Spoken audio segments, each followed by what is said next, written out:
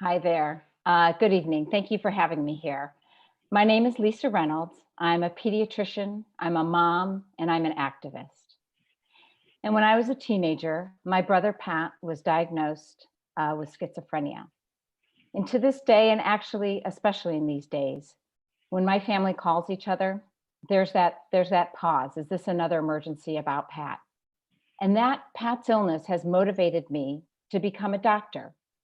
And in treating children, I have found my calling. And when I was in medical school, I helped start a clinic at a homeless shelter. And I remember one day a patient came to me, and through a Spanish interpreter, she said, "Lisa, I can't see my Bible. I can't read my verses."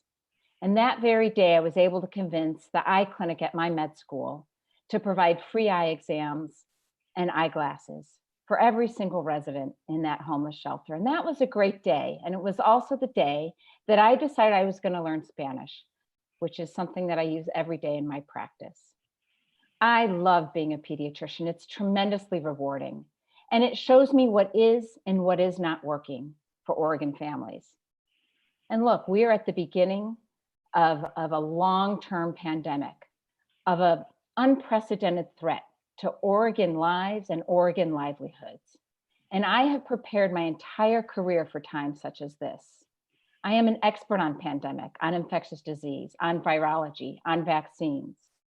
And I've even proposed, here's my press release, I've proposed a framework for how Oregon can recover from this time, that we can recover stronger, safer, and more equitable. I am uniquely qualified for this time, and I hope you will choose me as your state representative. Thank you very much. And thank you again, and thanks for all of you who are tuning in and watching this later. Look, I've talked before on how I'm a pediatrician and I'm an activist and I'm a mom. I want to talk a little bit about my activism. I thought it might come up in one of the questions, but about 4.5 years ago, after the shooting at Umpqua Community College, I joined Moms Demand Action. And as a leader in that organization, I help recruit and train hundreds of Oregonians to come to Salem, to talk to their legislators, and to pass laws that save lives. And I've traveled around Oregon talking to healthcare providers about how they can have that discussion with the patients in the exam room about the importance of secure storage. And I'm really heartbroken that yet again, we're going to fail to pass safe storage legislation, because that is a law that will save lives the day that it's enacted.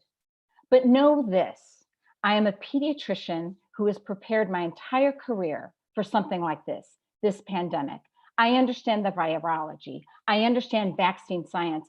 I have designed and led vaccine clinics and vaccine drives. And this is the expertise we need right now.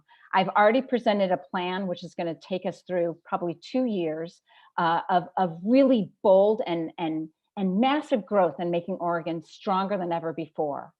I have been financed by friends and family and future constituents, and I'm beholden to no one except to my constituents and those that I care about all over the state.